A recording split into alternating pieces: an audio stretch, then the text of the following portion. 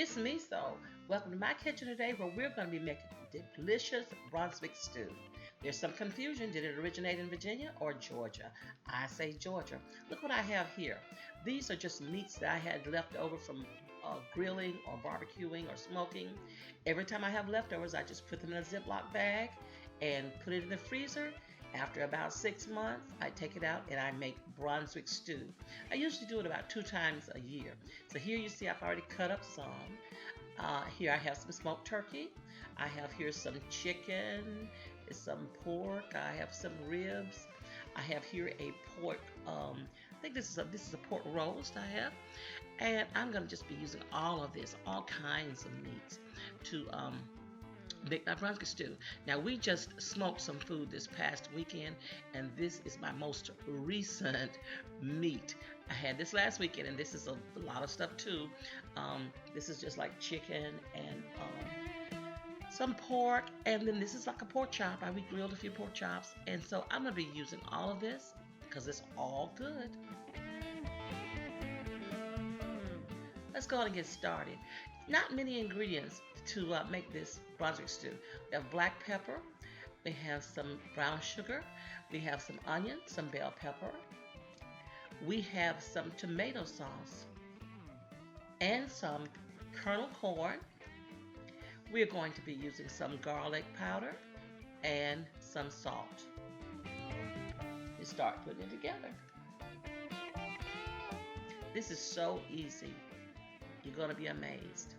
Now here I have a food processor that is sort of small, and it's just not capable of handling big jobs. You see that it's kind of doing okay with the onion, but when I got to the meat, it started just really bogging this a little food processor down, and it couldn't handle the job.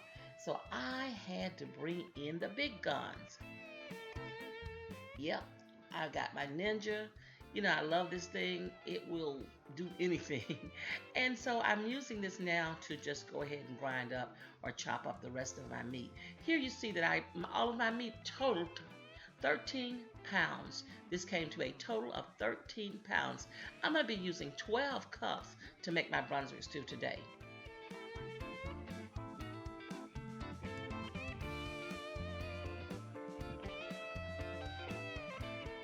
This is a 4-cup measuring cup, and I am going to get 3 of them, and that's going to be 12 cups.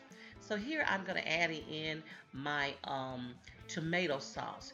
This is a 6-pound, 9-ounce can of tomato sauce. I always call that a number 2 can. I don't know where I got that from, but it's the restaurant size can. I have here a 6-pound can of kernel corn, and I've drained this corn.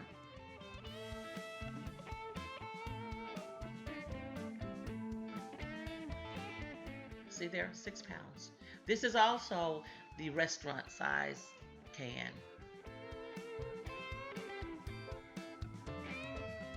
I'm coming back with some shredded onion. Now this is a red onion, but you can use any kind of onion you have. I have some chopped bell pepper, and I'm going to put that in. Easy, easy. Now I'm going to just go ahead and begin to blend this together, stir it together.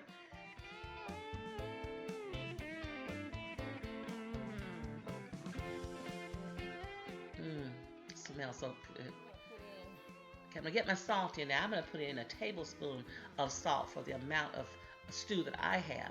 Now this is going to be like a trial and error. Also, this is a tablespoon of garlic. For you, it's trial and error. What you do is just taste it. You know, keep tasting it until it gives you a flavor that you want. I'm going to put in a teaspoon of black pepper. If you want more black pepper, just use more.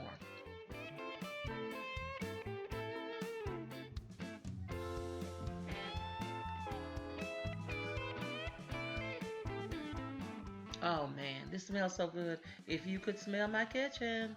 So I'm going to go ahead and add in another can of the tomato sauce. And again, this is 6 pounds and 9 ounces. This is that big restaurant size can of tomato sauce. So far I've used 2 of them. So let me just stir this together. Oh man. You know, this is so thick that my spoon will almost stand up in this stew by itself. And that's what you want. You want it nice and thick, nothing but meat. This is just like a bowl of barbecue. So now I'm going to put my brown sugar in.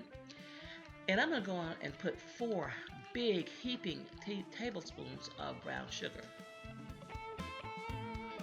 Now you taste yours, and if you want it sweeter, add more brown sugar. If you don't want it as sweet, use less brown sugar. But a little sweetness on it is always good. So I'm going to just go ahead and cover this and let it cook for a while. It's been cooking, so I'm going to just check on it, make sure it's not sticking at the bottom. It's right. It's so good. This is so good. I can hardly wait to taste it. I make it all the time. I know how it tastes. It goes so good with oyster crackers. Some people eat it with cornbread. I just eat it by itself in general. Let me go ahead and take some up so we can get a better look, and even more than that, a taste of it. Oh, man, I can't wait. Look, see how good this looks? All that corn, all that meat, the tomatoes. Can't wait to taste it.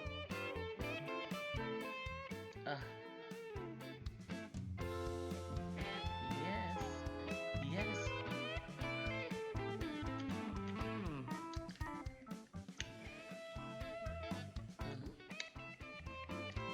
Oh, just another little taste.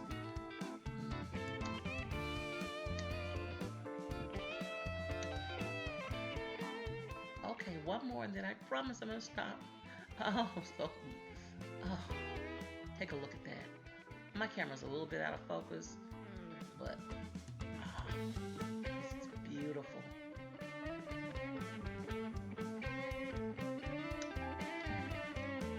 Okay, I'm gonna stop.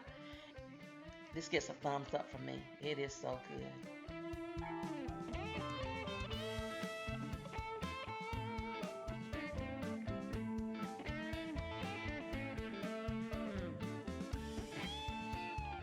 I do this about twice a year. I have enough to give to friends and family, and we keep it in the freezer. And it's a great thing to have in the winter, and it's a great thing to have in the summer. This is so good. I want you to try this, guys. When you have leftover barbecue, don't throw it away. Just put it in a plastic bag, Ziploc bag, and repurpose it. Use it again in your Brunswick stew. I want to thank you guys for watching. If you like my videos, please subscribe, comment, give it a thumbs up, and especially share my videos wherever you're active on social media. Thank you for coming by. Bye-bye.